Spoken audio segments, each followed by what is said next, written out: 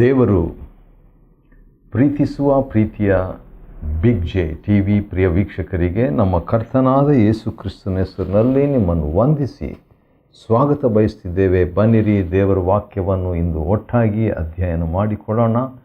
ಇಂದಿನ ನಮ್ಮ ಅಧ್ಯಯನ ಅಪೊಸ್ತಲರ ಕೃತ್ಯಗಳು, the book of Acts, chapter 28, 28ನೇ ಅಧ್ಯಾಯ. ಅದರಲ್ಲಿ 1ರಿಂದ 16 ವಚನಗಳನ್ನು ಮಾತ್ರ ನಾವು ನೋಡಿಕೊಳ್ಳಲಿಕ್ಕಿದ್ದೇವೆ. Book of Acts chapter 28 verses 1 to 16. ಅಪೊಸ್ತಲರ 28 1ರಿಂದ 16 ವಚನದಲ್ಲಿ ದೇವರ 12 ಮೆಚ್ಚುಗೆಗಳನ್ನು ನಾವು ನೋಡಿಕೊಳ್ಬೋದು. 12 ಫೇವರ್ಸ್ ಆಫ್ ಗಾಡ್. ದೇವರ ಮೆಚ್ಚುಗೆ, ದೇವರ ಮೆಚ್ಚುಗೆ, ಅದೇ ಪದವನ್ನು ನಾನು ಬಳಸಲಿಕ್ಕೆ ಯೂಸ್ ಮಾಡ್ತೀನಿ. ಏನಂದರೆ ಬಳಸಲಿಕ್ಕೆ ನಾನು ಮನಸ್ಸು ಮಾಡಿದ್ದೇನೆ. ಅದೇನಂತ ಹೇಳಿದ್ರೆ, ದೇವರ ಮೆಚ್ಚುಗೆ ಯಾವ ರೀತಿಯಾಗಿ ವ್ಯಕ್ತವಾಗ್ತದೆ ಅಂತ ಹೇಳ್ಬಿಟ್ಟು ಒಂದು 12 ಸಂಗತಿಗಳನ್ನು ನಾವು ನೋಡ್ಕೊಳ್ತೀವಿ. ಅದು ಒಂದೊಂದು ಕೂಡ ದೇವರ ಮೆಚ್ಚುಗೆಯೇ ಹೊರತು ಬೇರೆ ಏನಿಲ್ಲ. 12 favours of god from acts 28 1 to 16. ದೇವರ ಮೆಚ್ಚುಗೆಗಳು 12 ನಾವು ಒಂದೊಂದಾಗಿ ನೋಡಿಕೊಳ್ಳೋಣ. ಅಪೊಸ್ತಲರ 28ನೇ ಅಧ್ಯಾಯದ 1ನೇ ವಚನದಲ್ಲಿ ನಾವು ನೋಡುವಾಗ, ಎಲ್ಲರೂ ಸುರಕ್ಷಿತವಾಗಿ ಬಂದು ಸೇರಿದರು. ಅದಾದ ಮೇಲೆ ಒಂದು ದ್ವೀಪಕ್ಕೆ, ಅಂದರೆ ಮಾಲ್ಟಾ ದ್ವೀಪಕ್ಕೆ ಬಂದರು.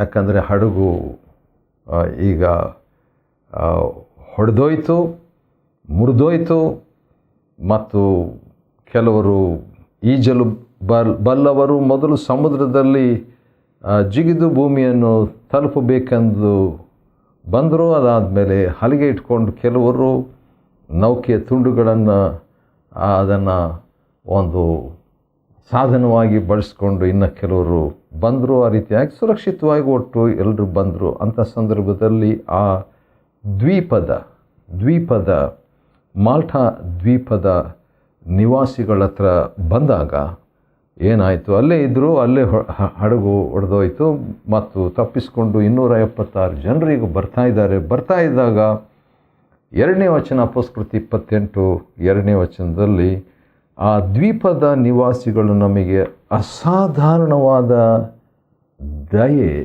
ತೋರಿಸಿದರು. ದೇವರ ಮೆಚ್ಚುಗೆಯ ಮೊದಲನೇ ಪ್ರಕಟಣೆ, the first expression of God's favour. ಅದು ಹೇಗೆಂದರೆ ಅಸಾಧಾರಣವಾದ ಮೆಚ್ಚುಗೆ ಅಥವಾ ದಯೆ, ಅಸಾಧಾರಣವಾದ ದಯೆ, ಅನ್ಯೂಶುವಲ್ ಕೈಂಡ್ನೆಸ್, ಅನ್ಯೂಶುವಲ್ ಕೈಂಡ್ನೆಸ್. ಹೌದು, 276 ಜನರು ಅಲ್ಲಿ ಬಂದಿದ್ದಾರೆ ಅಂತ ಹೇಳಿದ ಮೇಲೆ, ಈಗ 276 ಜನರು ಇವರು ಯಾರು, ಕಳ್ಳರ? ಹೌದು, ಒಂದು ರೀತಿಯಿಂದ ಇವರೆಲ್ಲರೂ ಖೈದಿಗಳು, ಹೌದು, ನಿಜವೇ. ಆದ ಕಾರಣ ಯಾರೋ ಒಬ್ಬ ವ್ಯಕ್ತಿ ಅಥವಾ ಇಬ್ಬರು ವ್ಯಕ್ತಿಗಳು ಅಪರಿಚಿತರು, ಸ್ಟ್ರೇಂಜರ್ ಯಾರಾದರೂ ಬಂದುಬಿಟ್ರೆ ನಮಗೆ ಅವ್ರ ಹತ್ರ ಮಾತಾಡಲಿಕ್ಕೆ ಇಷ್ಟಪಡಲ್ಲ. ಅವ್ರ ಮೇಲೆ ಸಂಶಯ, ಕಳ್ಳರೇನೋ, ಯಾಕೆ ಬಂದ್ರೇನೋ, ಹೀಗೆಲ್ಲ ನಾವು ಯೋಚನೆ ಮಾಡ್ತೀವಲ್ಲ. ಆದರೆ ಇಲ್ಲಿ 276 ಜನರು ಬಂದಾಗ ಅಸಾಧಾರಣವಾದ ಒಂದು ದಯೆ ಆ ಮಾಲ್ಟಾ ದ್ವೀಪದಲ್ಲಿ ಇದ್ದಂಥವ್ರು ತೋರಿಸಿದ್ರು. ಬಹುಶಃ ಎಷ್ಟು ಜನರಿದ್ದರು ಅಲ್ಲಿ ಗೊತ್ತಿಲ್ಲ. ನನಗನ್ನಿಸ ಮಟ್ಟಿಗೆ ಆ ದಿವಸಗಳಲ್ಲಿ ಭಾಳ ಜನರು ಇರ್ತಿದ್ದಿಲ್ಲ. ಒಂದು ವೇಳೆ ಅವರು ಕೂಡ ಒಂದು ಸುಮಾರು 200-300 ಜನರು ಇರ್ತಿದ್ರು ಏನೋ. ಹಾಗಾದರೆ ಒಬ್ಬೊಬ್ಬರಿಗೆ ದಯೆ ತೋರಿಸುವಂಥ, ಅದು ಎಂಥ ದಯೆ, ಅಸಾಧಾರಣವಾದ ದಯೆ. ಇದಕ್ಕೆಲ್ಲ ಕಾರಣ ದೇವರ ಮೆಚ್ಚುಗೆ, ದ ಫೇವರ್ ಆಫ್ ಗಾಡ್. ಎರಡನೇದಾಗಿ, ಅದೇ ಅಪೊಸ್ತಲರ 28ನೇ ಅಧ್ಯಾಯದ 2ನೇ ವಚನದಲ್ಲಿ, ಆಗ ಮಳೆ ಬರ್ತಿತ್ತು. ವಾವ್! ಒಂದು ರೀತಿಯಿಂದ ಮಳೆ ಬಂದು ಆಶೀರ್ವಾದನೆ. ಯಾಕಂತ ಹೇಳಿದರೆ ಅದು ಆ ಸಂದರ್ಭದಲ್ಲಿ ಅಗತ್ಯವಿತ್ತಂತ ಕಾಣ್ತದೆ. ಆದ ಕಾರಣ ಮಳೆ ಬರ್ತಿತ್ತು. ಮಳೆಯಿಂದ ಬೆಳೆ, ಮಳೆಯಿಂದ ಇನ್ನೊಂದು ರೀತಿಯಿಂದ ನೋಡುವಾಗ ಮಳೆಯಿಂದ ಚಳಿ ಕೂಡ ಬರುವ ಸಾಧ್ಯತೆ. ಆದರೂ ಕೂಡ ದೇವರ ಮೆಚ್ಚುಗೆಯ ಎರಡನೇ ಚಿತ್ರ, the second picture of God's favour is rain coming down.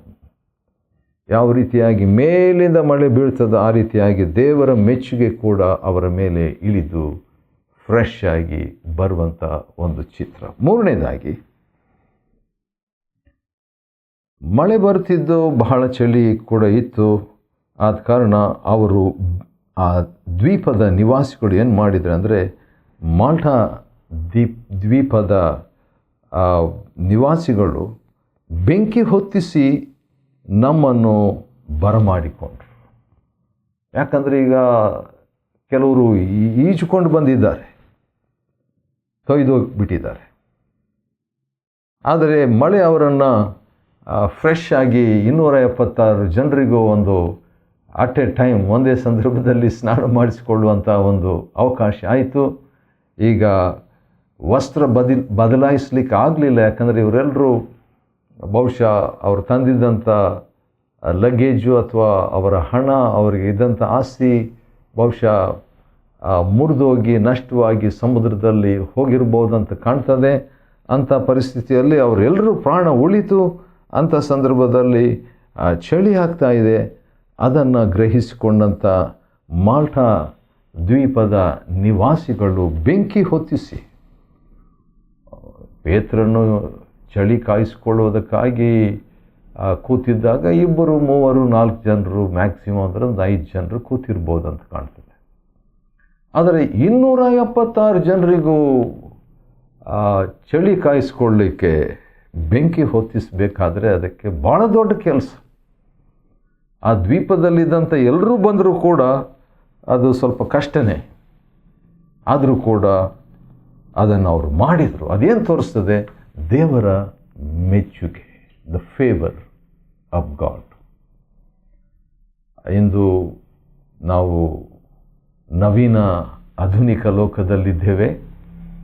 ಆದ ಕಾರಣ ನಾವು ಹೀಟರ್ ಆನ್ ಮಾಡ್ಬೋದು, ಅಥವಾ ಬಿಸಿಯಾಗಿರುವಂಥ ಒಂದು ವಾತಾವರಣವನ್ನು ಆ ಒಂದು ಉಪಕರಣದಿಂದ ತರ್ಬೋದು. ಆದರೆ ಅಂದು ಬೆಂಕಿ ಹೊತ್ತಿಸಿ ಅದನ್ನು ಮಾಡಬೇಕು, ಅಷ್ಟು ಈಸಿ ಅಲ್ಲ. ಅವ್ರಿಗೆ ಲೈಟರ್ ಇರಲಿಲ್ಲ, ಬಹುಶಃ ಬೆಂಕಿ ಕಡ್ಡಿ ಇತ್ತೋ ಏನೋ ಗೊತ್ತಿಲ್ಲ. ಆದರೂ ಕೂಡ ಅವರು ಬೆಂಕಿ ಹೊತ್ತಿಸಿ ಬರಮಾಡಿಕೊಟ್ರು. ಕೆಲವು ಸಾರಿ ಅದನ್ನು ಈ ರೀತಿಯಾಗಿ ಇಂಗ್ಲೀಷ್ನಲ್ಲಿ ಹೇಳ್ತೀವಿ, ಅದೇನೆಂದರೆ ವಾರ್ಮ್ ವೆಲ್ಕಮ್, ಅಂದರೆ ಬೆಚ್ಚಗಿನ ಒಂದು ಸ್ವಾಗತ, ಬೆಂಕಿ ಹೊತ್ತಿಸಿದ ಸ್ವಾಗತ. ಇದು ಕೂಡ ದೇವರ ಮೆಚ್ಚುಗೆ. ನಾಲ್ಕನೇದಾಗಿ ನೋಡುವಾಗ, ಪೌಲನು ಅಲ್ಲಿ ಬೆಂಕಿಯಲ್ಲಿ ಆ ಕಟ್ಟಿಗೆ ಕೂಡಿಸಿ ಹೊರೆಯನ್ನು ತಂದು ಬೆಂಕಿಯಲ್ಲಿ ಹಾಕ್ತಾ ಇದ್ದನು. ಯಾಕಂದರೆ ಎಲ್ಲರೂ ಸೇರಿಕೊಂಡಿದ್ವಿ. ಅಂಥ ಸಂದರ್ಭದಲ್ಲಿ ಒಂದು ಸರ್ಪ ಬಂದು, ಒಂದು ಹಾವು ಪೌಲನ ಕೈಗೆ ಸುತ್ಕೊಂಡ್ಬಿಡ್ತು. ಯಾಕಂದರೆ 276 ಜನರು ಕೂಡ ಅಲ್ಲಿ ಚಳಿ ಕಾಯಿಸ್ಕೊಳ್ತಾ ಇದ್ದಾರೆ. ಅಂಥ ಸಂದರ್ಭದಲ್ಲಿ 275 ಜನರನ್ನು ಬಿಟ್ಟು ಪೌಲನ ಕೈಗೆ ಅಷ್ಟೇ ಈ ಹಾವು ಬಂದು ಸುತ್ತಕೊಂಡಾಗ ಅಲ್ಲಿನ ದ್ವೀಪದ ನಿವಾಸಿಗಳು ಅದನ್ನು ನೋಡಿದರು. ನೋಡಿಬಿಟ್ಟು ಅವ್ರು ಅಂದ್ಕೊಂಡ್ರು ಏನಂತ, ಇವನು ಈ ಮನುಷ್ಯ ಕೊಲೆಗಾರನಾಗಿರಬೇಕು. ಯಾಕಂದರೆ ಸಮುದ್ರದಿಂದ ತಪ್ಪಿಸಿಕೊಂಡು ಬಂದರೂ ಈಗ ನೋಡಿ ನ್ಯಾಯ, ಅವನನ್ನು ಜೀವಿಸ್ಲಿಕ್ಕೆ ಬಿಡ್ತಾ ಇಲ್ಲ, ಸಾಯ್ತಾನೀಗ ಪೌಲನು. ಈ ಮನುಷ್ಯ ಹೆಸರು ಗೊತ್ತಿರಲಿಲ್ಲ ಅವನಿಗೆ, ಪೌಲನ ಅಂತ ಹೇಳ್ಬಿಟ್ಟು ಸಾಯ್ತಾನ ಅಂತ ಹೇಳ್ಬಿಟ್ಟು ಮಾತಾಡ್ಕೊಳ್ತಾ ಇದ್ದಾರೆ. ಸ್ವಲ್ಪ ಹೊತ್ತಾದಮೇಲೆ ನೋಡಿದರೆ ಪೌಲನು ಆ ಸರ್ಪವನ್ನು ಬೆಂಕಿಯೊಳಗೆ ಜಾಡಿಸ್ಬಿಡ್ತಾನೆ. ಜಾಡಿಸ್ಬಿಟ್ಟು ಸ್ವಲ್ಪ ಹೊತ್ತಾದಮೇಲೆ, ಸರಿ ಜಾಡಿಸ್ಬಿಟ್ಟ ಮೇಲೆ ಅವನಿಗೇನಾದರೂ ಈಗ ಅವನು ಬಾತ್ಕೊಂಡು ಸಾಯ್ತಾನೆ ಅಂತ ನೋಡ್ತಾ ಇದ್ದಾರೆ. ಕಾದಿದ್ರು, ಭಾಳ ಹೊತ್ತು ಕಾದಿದ್ರು. ಯಥಾ ಪ್ರಕಾರವಾಗಿ ಪೌಲನು ಚಳಿ ಕಾಯಿಸ್ಕೊಂಡು ಇರುವಂಥದ್ದನ್ನು ನೋಡಿಬಿಟ್ಟು ಅವರು ಏನಂದ್ರಂತೆ, ತಮ್ಮ ಮನಸ್ಸುಗಳನ್ನು ಆ ದ್ವೀಪ ನಿವಾಸಿಗಳು, ಅಂದರೆ ಅದಕ್ಕಿಂತ ಮುಂಚಿತವಾಗಿ 5ನೇ ವಚನ ನಾನು ಓದಿ ಬಯಸ್ತೇನೆ. ಅಪೊಸ್ತಲರು 28:5 ಬೆಂಕಿಯೊಳಗೆ ಜಾಡಿಸಿಬಿಟ್ಟನು, ಅವನಿಗೆ ಯಾವ ಕೇಡೂ ಆಗಲಿಲ್ಲ. ಹೌದು, ದೇವರ ಮೆಚ್ಚುಗೆಯ 4ನೇ ಪ್ರಕಟಣೆ ಏನಂತ ಹೇಳಿದ್ರೆ, ಯಾವ ಕೇಡೂ ಆಗದಂತೆ ದೇವರು ಕಾಪಾಡುವುದರಲ್ಲಿ ದೇವರ ಮೆಚ್ಚುಗೆಯನ್ನು ಕಾಣಬಹುದು. The favour of God includes no hurt at all. 5ನೇದಾಗಿ, ಹೌದು, ಅವನಿಗೆ ಯಾವ ಕೇಡು ಆಗಲಿಲ್ಲ ಅಂತ ಹೇಳ್ಬಿಟ್ಟು ತಮ್ಮ ಮನಸ್ಸುಗಳನ್ನು ಬದಲಾಯಿಸಿಕೊಂಡು ಮಾಲ್ಟಾ ದ್ವೀಪದ ನಿವಾಸಿಗಳು ಏನು ಹೇಳಿದ್ರಂತೆ 6ನೇ ವಚನದಲ್ಲಿ, ಇವನೊಬ್ಬ ದೇವರು. ಪೌಲನು ಇವನೊಬ್ಬ ದೇವರು ಅಥವಾ ದೇವರ ಮಗು. ಹೌದು, ದೇವರ ಮೆಚ್ಚುಗೆ ಹೇಗಿರ್ತದಂದರೆ, ನಾವು ದೇವರ ಮಕ್ಕಳು, ದೇವರಿಗೆ ಸೇರಿದವರು, ದೇವರ ಸ್ವಭಾವದವರು, ದೇವರಂಥವರು, ದೇವರ ಮಕ್ಕಳು, ದೇವರ ಸೇವಕರು, ದೇವರ ಪ್ರತಿನಿಧಿಗಳು ಎಂಬುದಾಗಿ ಇತರರಿಗೆ ತಿಳಿದು ಬರುವಂತೆ ಮಾಡುವಂಥದ್ದು ದೇವರ ಮೆಚ್ಚುಗೆ. ವಾವ್! ಪ್ರಶ್ನೆ, ಪೌಲನೇನಾದರೂ ಮೆಸೇಜ್ ಕೊಟ್ಟಿದ್ನ ಆವಾಗ? ಇಲ್ಲ. ಪೌಲನೇನಾದರೂ ಆ 276 ಜನರ ಮಧ್ಯದಲ್ಲಿ ತಾನು ನಿಂತ್ಕೊಂಡು ಆ ಮಾಲ್ಟಾ ದ್ವೀಪದ ನಿವಾಸಿಗಳಿಗೇನಾದರೂ ಒಂದು ಸಂದೇಶವನ್ನು, ಒಂದು ವಾಕ್ಯವನ್ನು, ಯೋಹಾನ 3:16 ಅಥವಾ ಕೀರ್ತನೆ 20:3:1 ಏನಾದರೂ ಹೇಳಿದ್ನ? ಇಲ್ಲ. ಹಾಗಾದರೆ ಸಂದೇಶ ಕೊಡದೆ, ದೇವರ ಸಂದೇಶ ಕೊಡದೆ ದೇವರನ್ನು ಪ್ರತಿನಿಧಿಸಲು ಸಾಧ್ಯ ನಮ್ಮ ಕೃತ್ಯಗಳಿಂದ. ಅದನ್ನೇ ಮತ್ತಾಯ 5:16 ನಮ್ಮ ಕರ್ತನಾದ ಯೇಸು ಸ್ವಾಮಿ ಹೇಳಿದ್ದು, ನಿಮ್ಮ ಸತ್ಕಾರ್ಯಗಳಿಂದ ಜನರು ಅದನ್ನು ನೋಡಿಬಿಟ್ಟು ತಂದೆಯನ್ನು ಮಹಿಮೆ ಪಡಿಸೋರು. ಅದೇ ಇದು ನೋಡ್ತಿದ್ದೇವೆ ನೋಡ್ರಿ, ದೇವರನ್ನು ಮಹಿಮೆ ಪಡಿಸಿದ್ರು. ದೇವ್ರಿಗೆ ಸೇರಿದಂಥ ವ್ಯಕ್ತಿ. ಅದು ಮತ್ತೊಂದು ದೇವರ ಮೆಚ್ಚುಗೆಯ ಪ್ರಕಟಣೆ, another expression of God's favour. ಅನಂತರ ಏನಾಯಿತು, ದ್ವೀಪದ ಮುಖ್ಯ ಅಧಿಕಾರಿಗೆ ನ್ಯೂಸ್ ಬಂತು. ಅವನ ಹೆಸರು ಪೊಪ್ಲಿ ಅಂತ. ಪೊಪ್ಲಿಯನ್ನು ಅವನಿಗೆ ಸೇರಿದ ಹೊಲವು ಸಮೀಪದಲ್ಲಿ ಇತ್ತು ಮತ್ತು ಅವನು ಏನು ಮಾಡ್ತಾನೀಗ, ನಮ್ಮನ್ನು ತನ್ನ ಮನೆಗೆ ಆಮಂತ್ರಿಸ್ತಾನೆ. ನಮ್ಮನ್ನು ಅಂತ ಹೇಳಿದ್ರೆ 276 ಜನರು ಈಗ ಏನು ಮಾಡ್ತಾರೆ, ಅಲ್ಲಿ ಹೋಗ್ತಾ ಇದ್ದಾರೆ. 276 ಜನರಿಗೂ VIP ಆಗಿರುವಂಥ ಮುಖ್ಯ ಅಧಿಕಾರಿ, ದ್ವೀಪದ ಮುಖ್ಯ ಅಧಿಕಾರಿ ಈಗ 276 ಜನರಿಗೆ ಒಂದು VIP ಉಪಚಾರವನ್ನು ಕೊಡ್ತಾ ಇದ್ದಾನೆ. VIPನೇ VIPಗಳಿಗೆ, VIP ಅಲ್ಲದಂಥವರಿಗೆ ಒಂದು ರೀತಿಯಿಂದ VIP ಟ್ರೀಟ್ಮೆಂಟು ಅಥವಾ ಉಪಚಾರವನ್ನು ನೀಡ್ತಾ ಇರುವಂಥದ್ದು. ಎಷ್ಟು ದಿನ? 3 ದಿನಗಳವರೆಗೆ 3 ದಿನ ನಮ್ಮನ್ನು ಉಪಚರಿಸಿದನು. ನಿಮಗೇನು ಅನ್ನಿಸ್ತದೆ? ಬರೀ ಪೌಲ ಮತ್ತು ಲೂಕ ಇಬ್ಬರಿಗಷ್ಟೇ ಕರ್ಕೊಂಡು ಹೋಗಿದ್ನ? ಉಳಿದಂಥವರೆಲ್ಲರೂ 3 ದಿವಸ ಉಪವಾಸನ? ಈಗಾಗಲೇ 14 ದಿವಸ ಅವರು ಉಪವಾಸದಲ್ಲಿ ಇದ್ದು ಭಾಳ ನೊಂದು ಬೆಂಡಾಗಿ ಬಳಲಿ ಹೋಗಿದ್ದಾರೆ. ಆದರೆ ಪೌಲನ್ನು ಬಿಡ್ತಿದ್ದಿಲ್ಲ. ಬರೀ ನಮಗಷ್ಟೇ ಊಟ ಕೊಡಬೇಡ್ರಿ, ಅಲ್ಲಿ ಇನ್ನೂ ಕೆಲವರು ಇದ್ದಾರೆ. ಲೂಕನ್ ಇದ್ದಾನೆ, ಯೂಲಿಯನ್ ಇದ್ದಾನೆ, ಹೌದು, ಶತಾಧಿಪತಿ, ಸೈನಿಕರಿದ್ದಾರೆ. ಮತ್ತು ಈ ರೀತಿಯಾಗಿ ಸುಮಾರು 270 ಜನರು, ಅವರೆಲ್ಲರಿಗೂ VIP ಟ್ರೀಟ್ಮೆಂಟ್ ಆಯಿತು. ಇದೇನಿದು? ದೇವರ ಮೆಚ್ಚುಗೆ. 6 ದೇವರ ಮೆಚ್ಚುಗೆ 6 ಪ್ರಕಟಣೆಗಳನ್ನು ನಾವು ನೋಡಿಕೊಂಡಿದ್ವಿ. 6 ಎಕ್ಸ್ಪ್ರೆಷನ್ಸ್ ಆಫ್ ಗಾಡ್ಸ್ ಫೇವರ್. ಇನ್ನೂ 6 ಇದೆ, ಬೇಗ ನಾವು ಹೋಗ್ತಕ್ಕದ್ದು. ಅಂಥ ಸಂದರ್ಭದಲ್ಲಿ ಪೊಪ್ಲಿಯನ ತಂದೆ ಅಸ್ವಸ್ಥನಾಗಿದ್ದಂತೆ. ಅವನು ಮಲಗಿದ್ದ, ಅವನಿಗೆ ಜ್ವರ ಇತ್ತು, ರಕ್ತ ಭೇದಿ ಇತ್ತು. ಅದರಿಂದ ಬಳಲ್ತಾ ಇದ್ದಾಗ ಪೌಲನು ಅವನನ್ನು ಸಂದರ್ಶಿಸಿ, ನನಗಿಷ್ಟ ಅದು, ಪ್ರಾರ್ಥನೆ ಮಾಡಿ, ಸಂದರ್ಶಿಸಿ ಪ್ರಾರ್ಥನೆ ಮಾಡಿ ಅವನ ಮೇಲೆ ತನ್ನ ಹಸ್ತಗಳನ್ನಿಟ್ಟು, ಆ VIPಯ ತಂದೆಯ ಮೇಲೆ ಹಸ್ತಗಳನ್ನಿಟ್ಟು ಅವನನ್ನು ಗುಣಪಡಿಸಿದನು. Wow, I like it. ನನಗಿಷ್ಟ ಇದು. ಯಾಕಂತ ಹೇಳಿದ್ರೆ ಹೌದು, ರೋಗಿಗಳ ಸ್ವಸ್ಥತೆ ಕೂಡ ದೇವರ ಮೆಚ್ಚುಗೆಯ ಮತ್ತೊಂದು ಪ್ರಕಟಣೆ. Healing of the sick is also another expression of God's favour upon our lifes. ಹೌದು, ಅವನಿಗೆ ಒಬ್ಬ ವ್ಯಕ್ತಿ ಗುಣಪಟ್ಟ ನಂತರ ರೋಗಿ ವಾಸಿಯಾದ ಅಂತ ತಕ್ಷಣ ಏನಾಗ್ಬಿಡ್ತು, 9ನೇ ವಚನದಲ್ಲಿ ಆ ದ್ವೀಪದಲ್ಲಿಯೇ ಉಳಿದ ರೋಗಿಗಳು ಸಹ ಬಂದು ಗುಣ ಹೊಂದಿದರು.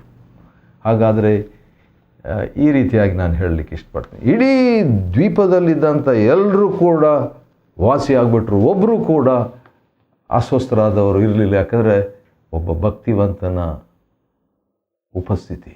ವಾವ್!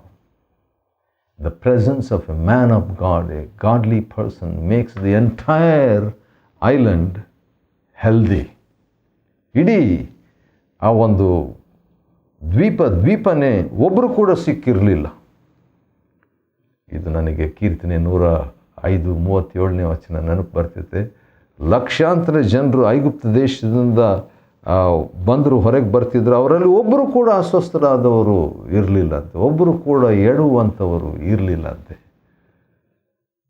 ಆಶ್ಚರ್ಯ.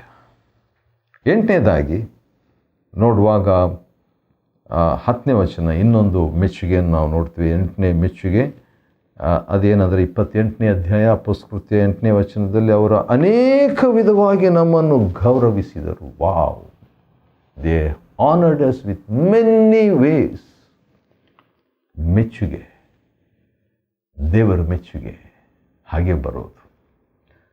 ಅದನ್ನು ಭಾಳ ಕಡೆಗಳಲ್ಲಿ ನಾನು ಕೂಡ ಅನುಭವಿಸಿದ್ದೇನೆ. ಇವು ಯಾವುದಕ್ಕೂ ನಾನು ಯೋಗ್ಯನಲ್ಲ ಅಂತ ನನ್ನ ಮನಸ್ಸು ಹೇಳ್ತಾ ಇರ್ತದೆ. ಆದರೂ ಕೂಡ ದೇವರು ತನ್ನ ಮೆಚ್ಚುಗೆಯನ್ನು ಹೆಚ್ಚೆಚ್ಚಾಗಿ ಕೊಡುವಂಥ ದೇವರಾಗಿರುವುದರಿಂದ ಆತನ ನಾಮಕ್ಕೆ ಸ್ತೋತ್ರವಾಗಲಿ. ಮೆನಿ ಆನರ್ಸ್, ಅದೇನು ದೇವರ ಮೆಚ್ಚುಗೆಯನ್ನು ವ್ಯಕ್ತಪಡಿಸ್ತದೆ. 8ನೇದಾಗಿ. 9ನೇದಾಗಿ ನೋಡುವಾಗ ನಾವು ಪ್ರಯಾಣಕ್ಕೆ ಸಿದ್ಧರಾದಾಗ ನಮಗೆ ಅಗತ್ಯವಿದ್ದವುಗಳನ್ನೆಲ್ಲ ತಂದು ಒದಗಿಸಿಕೊಟ್ರು. ಈಗ ಆಲ್ಮೋಸ್ಟ್ ಆ ಒಂದು ದ್ವೀಪನೇ ಖಾಲಿ ಆಗುವಷ್ಟರ ಮಟ್ಟಿಗೆ. ಯಾಕಂತ ಹೇಳಿದ್ರೆ 276 ಜನರಿದ್ದಾರೆ. ಅವರಿಗೆ ಸೂಟ್ ಕೇಸ್ ಇಲ್ಲ, ಅವರಿಗೆ ಡ್ರೆಸ್ ಇಲ್ಲ, ಎಕ್ಸ್ಟ್ರಾ ಡ್ರೆಸ್ ಇಲ್ಲ, ಅವರಿಗೆ ಚಪ್ಪಲಿ ಇರಲಿಲ್ಲ, ಬಹುಶಃ ಅವರಿಗೆ ಅಗತ್ಯವಾದ ಬೇಸಿಕ್ ನೀಡ್ಸ್ ಯಾವುದೂ ಇರಲಿಲ್ಲ. ಇದು ಪ್ರಯಾಣ ಬೇಗ ಮುಂದೆ ರೋಮ್ಗೆ ಹೋಗಬೇಕು. ಇವರೆಲ್ಲರೂ ನಾವು ಪ್ರಯಾಣಕ್ಕೆ ಸಿದ್ಧರಾದಾಗ ನಮಗೆ ಅಗತ್ಯವಿದ್ದವುಗಳನ್ನೆಲ್ಲ ತಂದು ಒದಗಿಸಿಕೊಟ್ರು. ವಾವ್! ಹಡಗೋಡೋದು ನಷ್ಟವಾಯಿತು. ಮುಂದೆ ಹೇಗೆ ಪ್ರಯಾಣ ಮಾಡ್ತಾರೆ ಗೊತ್ತಿಲ್ಲ, ನಡ್ಕೊಂಡು ಹೋದರೂ ಏನೋ. ಒಟ್ಟು ಅವರು ಆಲ್ ನೀಡ್ಸ್ ವೇರ್ ಮೆಟ್. 9ನೇದಾಗಿ ದೇವರ ಮೆಚ್ಚುಗೆ ವ್ಯಕ್ತಪಡೋದು ಹಾಗೆ. ಆ ರೀತಿಯಾಗಿ ಬಂದ ಮೇಲೆ 3 ತಿಂಗಳ ಸಮಯ ದಾಟಿದ ತರುವಾಯ ದ್ವೀಪದಲ್ಲಿ ಚಳಿಗಾಲ ಕಳೆದ ಮೇಲೆ ಒಂದು ನೌಕೆ ಬಂತಂತೆ. ಅದರಲ್ಲಿ ಹತ್ತಿ ಹೊರಟರು. ಅಲ್ಲಿ ಹೋಗ್ತಾ ಇದ್ದಾಗ ರೇವನ್ನು ತಲುಪಿದ್ರು. 14ನೇ ವಚನದಲ್ಲಿ ಕೆಲವು ಸಹೋದರರು, ಬಿಲೀವರ್ಸು, ದೇವಜನರು ನಮ್ಮನ್ನು ಕಂಡು 1 ವಾರ ನಮ್ಮೊಂದಿಗೆ ಕಳೆಯಬೇಕಂತ ಆಮಂತ್ರಿಸಿದರು. ಫೆಲೋಶಿಪ್. 10ನೇದಾಗಿ ಅನ್ಯೋನ್ಯತೆ ಕೂಡ ಬಂದು ದೇವರ ಮೆಚ್ಚುಗೆಯ ಒಂದು ಪ್ರಕಟಣೆಯಾಗಿದೆ. 11ನೇದಾಗಿ ನೋಡುವಾಗ ಪೌಲನು ಕೆಲವರನ್ನು ಅಪ್ಪಿಯಪೇಟೆಯವರೆಗೆ ಬಂದಂಥ ಸಹೋದರನ್ನು ನೋಡಿ ದೇವರ ಸ್ತೋತ್ರ ಮಾಡಿ ಧೈರ್ಯ ತಂದುಕೊಂಡು he got encouragement is another favour of god. ಕೊನೆಯದಾಗಿ ಈಗ ಅವನಿಗೆ 16ನೇ ವಚನದಲ್ಲಿ ಒಂದು ಪೌಲನಿಗೆ ಸೆಪ್ರೇಟ್ ಆಗಿರುವಂಥ ಒಂದು ಫ್ರೀಡಮ್ ಆಗಿರುವಂಥ ಒಂದು ಅವಶ್ಯಕತೆ ಸಿಕ್ತು. ಆ ಫ್ರೀಡಮ್ ಕೂಡ ದೇವರ ಮೆಚ್ಚುಗೆ ಮತ್ತೊಂದು ಪ್ರಕಟಣೆ. ಈ ರೀತಿಯಾಗಿ ಅಪೊಸ್ತಲಕೃತ್ಯ 28ನೇ ಅಧ್ಯಾಯ 1ರಿಂದ 16 ವಚನಗಳಲ್ಲಿ ದೇವರ 12 ಮೆಚ್ಚುಗೆಗಳನ್ನು ನಾವು ನೋಡಿಕೊಳ್ತೇವೆ. ಅದನ್ನು ಅಧ್ಯಯನ ಮಾಡಿಕೊಳ್ಳುವಂತೆ ದೇವರು ಕೊಟ್ಟ ಕೃಪೆಗಾಗಿ ಆತನಿಗೆ ಸ್ತೋತ್ರವಾಗಲಿ. ದೇವರು ನಿಮ್ಮನ್ನು ಆಶೀರ್ವದಿಸಲಿ.